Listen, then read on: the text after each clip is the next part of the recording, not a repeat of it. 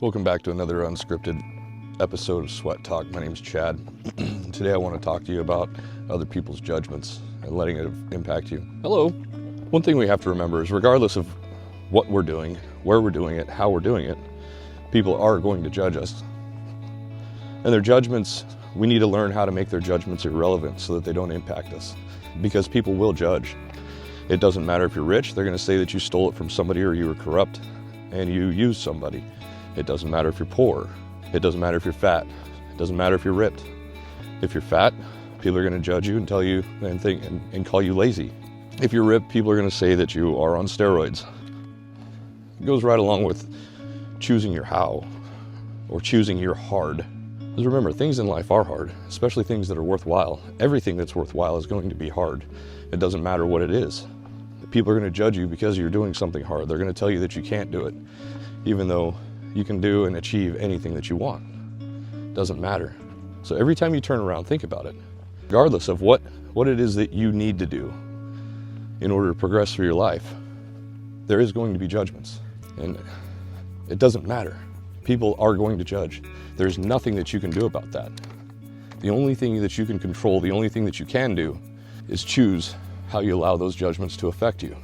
You also get to choose the people that you're around, the people that you allow in your life. Are the people that are around you, are they positive or are they negative type people? Do they elevate you or do they bring you down? Rising tide lifts all ships. The biggest issue with allowing other people's judgments to impact our life is we are already our biggest critics. We don't need the negativity or the feedback of another person. We need to remember that one person's opinion about us is none of our business. And we need to live our lives to that degree. There's always going to be some sort of doubt in a lot of our minds, especially if we grew up living a rough childhood or we've been in a rough rut for a couple of years or for any extended period of time, even a couple months, weeks. There's going to be doubt. There's going to be fear. Fear is going to be a part of your life. You're going to be afraid of failure. You're going to be afraid of other people's judgments. You're going to be afraid of getting hurt, whether it's emotionally, physically, whether it's emotionally, physically, or mentally. It doesn't matter. It's going to be there. The cool thing is, though, that you get to choose your fear. You also get to choose the outcome of any situation that you put yourself in. In building this YouTube channel, I still get doubts sometimes. Even though my analytics are doing great, a lot of my videos are doing fantastic. Everything's going way better than I actually anticipated. It's growing faster than I thought it would. The feedback is way more positive than I ever thought it would be. Overwhelmingly positive. But yet, sometimes I'm still having doubt, even though I have data that shows me otherwise. The data says that I need to keep going. My gut and my instinct, my guardian angel. I'm seeing all, whether you believe in angel numbers or not, I do. And I allow my gut to lead the way. That's why I have so much confidence in starting this YouTube channel. That's why I have so much confidence in my ability to grow this channel. And then when I have data to back it up, it's even better.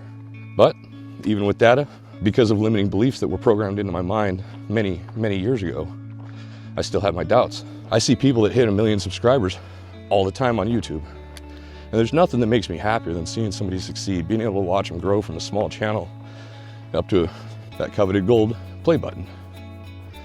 It's incredible. It's incredible, and I love to see it. I understand that saying, that's the exception, not the rule.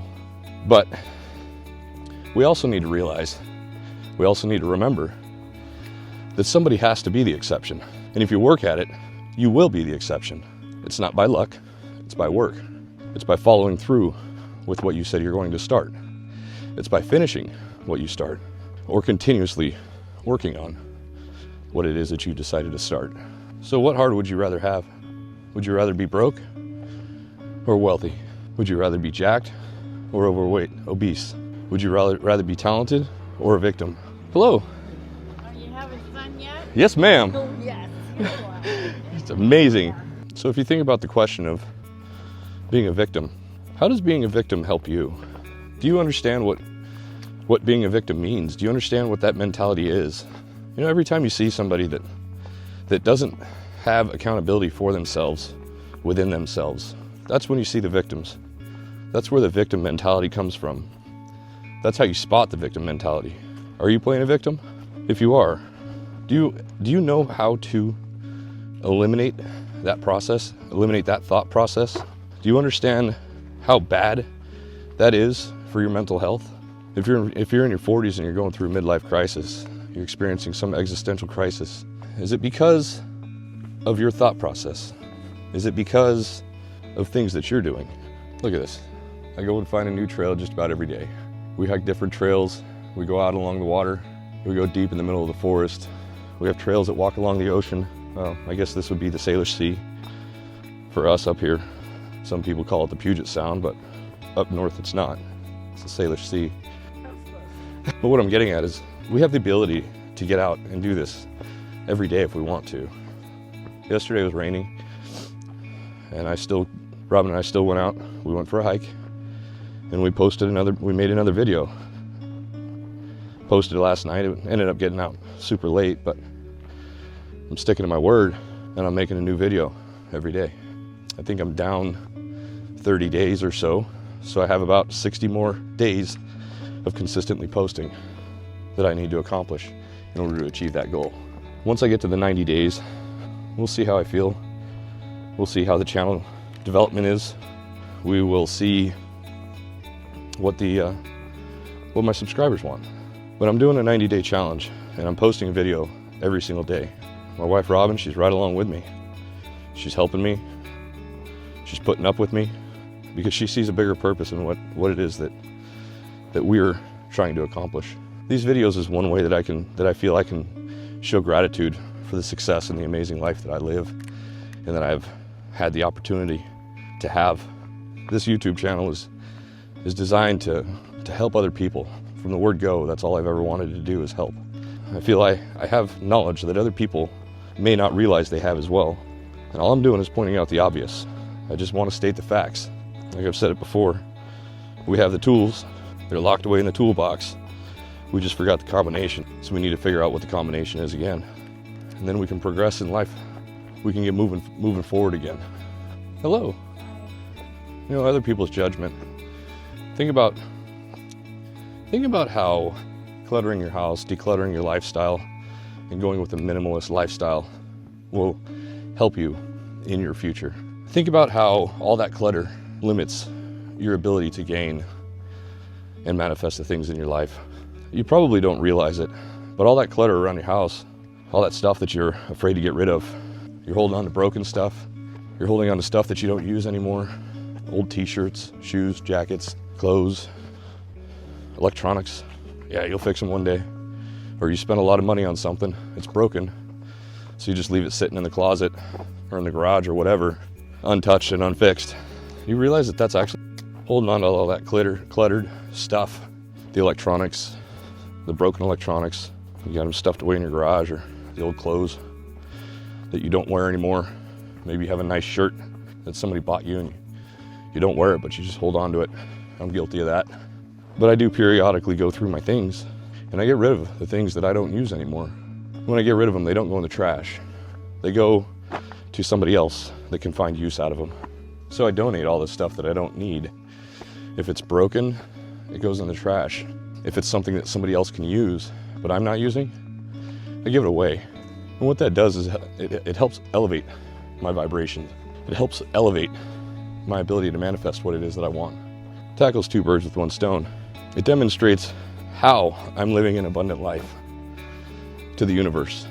And then when you give something to somebody, when you help others, you receive that back tenfold. Every time. We could all stand a good cleaning out of our closet. Maybe we have too many skeletons in there. Look at this. What's not to love? Isn't this amazing? Absolutely incredible, right? You realize you could be doing the exact same thing that I am? You could be living a similar life than what I live, but all you have to do is show gratitude for the life that you have. And you have to focus on having an abundant life instead of a scarce, lacking life. Get rid of all that extra shit you don't need. It does nothing for you. This place is so beautiful. It's something else. It's absolutely amazing that I get to enjoy this anytime I want to. This is one of my favorite trails. It's not too difficult. It walks along the water and it's moderately long. Hi! It's enough to get your blood moving. so you can get out there and do something positive, get back into Mother Nature. It's something that somewhere along the lines I forgot all about. When I was a kid, I used to spend all my time in Mother Nature. It was a desert, so the environment looked a little bit, looked substantially different, but nonetheless, I was around cactus instead of trees. I was around rattlesnakes instead of squirrels. Jinx? Yeah. I want to say, yeah. You guys have any idea who Half Cost is? Never heard of it. Half Cost pioneer of 187. 1871. Oh, I didn't see the one. Yeah, it blends in really, right? Died December 18th, 1911.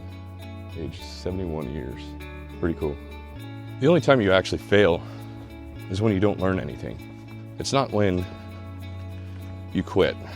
It's when you don't learn. Just like in college, right? You always have to pay your way. You always have to sacrifice something somewhere if you want to get ahead in life. So you go to college, you borrow a ton of money, or maybe you're able to pay it outright, or your parents were able to set aside enough money for you to go to college. That doesn't happen very often, but somewhere along the lines, your parents had to pay or sacrifice so that you could experience those rewards. But it doesn't matter what it is in life, you have to pay your dues. Nothing in life is free. At some point, in some time, you will pay your dues. Whether you experience what you consider failure, you quit, or you just don't finish something that you started. At some point, in order to have anything, you have to pay for it. Everything. The smells are amazing, especially after a nice rain that we got yesterday. There's mushrooms growing all over the place. All of the moss that's nice and moist. The forest floor and the fallen over deadwood. I wish there was a such thing as smell-o-vision, because it smells amazing. And then you get to see and experience everything, all the beauty that this place offers. I'm a grateful man. There was nothing about this that was luck. It was all by design. Robin and I paid our dues. Now we get to reap the rewards, the benefits of paying our dues, all the sacrifices that we've had to make over the years. So just remember that. No matter what, you're going to pay your dues. If you don't think the college analogy works, how about an apprenticeship? You show up, say you decide that you want to get into the trades, and you show up and you start a plumbing apprenticeship or an electrician apprenticeship, something along those lines. You're going to pay your dues. You're going to start at the bottom, just like a mountain, and you're going to climb your way to the top. So I just got to pay my dues on hiking the trail. I just got nailed by a stinging nettle bush. Those things suck. Must have just been hanging off in the trail, and I just missed it. Speaking of paying your dues, those are the consequences that we get to pay for enjoying these trails, and I'm totally okay with it, even though my leg is in pretty good pain right now. Anyway, so say you show up for a plumbing apprenticeship or air conditioning or electrician apprenticeship. You go to the union, they hire you because you're able to pass the entrance exam that they require you to take. So they hire you. You're going to start out at the very bottom. You're going to start out at very bottom pay. You're going to start out probably cleaning the toilets, sweeping the floors, and you're not going to go anywhere for a long time. You're going to have to go to school. They're going to put you through school. And then by the time your 4,000 hour or 4-year apprenticeship is up, before you can become a journeyman, you have to make sure that you can pass the tests. And you've sacrificed 4 years of your life, and you've had to suck it up being at the bottom for those 4,000 hours or 4 years. But once you become a journeyman, after a 4-year sacrifice, you're guaranteed a 6-figure income. Choose your hard and choose your sacrifice. Get in the trades. The positions are only getting more and more because people more and more are falling off the trades. More and more tradesmen are needed every single year. However, it's a declining job, career field. So the more the scarcity is created, the higher your pay will become. Put in the hours, start your own business, become your own boss, become a journeyman, do commercial, whatever, it doesn't matter. You can do anything you want. The important thing is to get started. Clutter your life. Declutter your mind and your body and your soul. Start meditating. Start sending out the vibrations of abundance to the universe. You can do it. Learning how to shift your mindset into a mindset of abundance, especially if you're broken, even if you're homeless, living in your car. You know, there's some people that prefer to live that lifestyle. There's a lot of people that prefer to live that lifestyle. I think it's admirable. And honestly, I can't blame them. Showing up to a 9-to-5 job every day or living off of just a little bit of lack, because I would think about it. when you're working a 9-to-5 job, you're doing that to gather stuff, to collect stuff. That's what most people are doing. They're not doing it to benefit their future. They don't save money, they don't pay themselves first, they don't invest, they don't take care of their financial future. They don't ensure themselves a financial future. Working a 9-to-5 job, hating your boss, hating your life, hating your coworkers, hating your commute, hating staying inside all the time, hating somebody telling you what to do so that you can have stuff that means absolutely nothing. Every now and then you get to sprinkle in creating a memory, like going on a vacation somewhere, going to a concert, something along those lines. But there's nothing in the future. There's nothing visible. You only live life once, right? YOLO. Yes, baby. So if you only live life once and you want to live life optimally, what's more important? Buying stuff that's completely irrelevant to your life, or ensuring that you can quit your job at the first opportunity that comes up? If you want to quit your job, the first opportunity that comes up, in my opinion, that's living your best life, sucking it up for a number of years so that you can do exactly what it is that you want to do, not what somebody else tells you to do. Because you're right, you only live once, and your mindset is hurting you. Your clutter is clogging your mind. The stuff is preventing a positive future in this YOLO. That's all I got for today, guys. I appreciate you showing up. I appreciate the overwhelming support that I've been receiving for this channel. I hope you got something out of it. If you did, don't forget to like, comment, subscribe. I appreciate the hell out of you. And we'll see you tomorrow. Peace.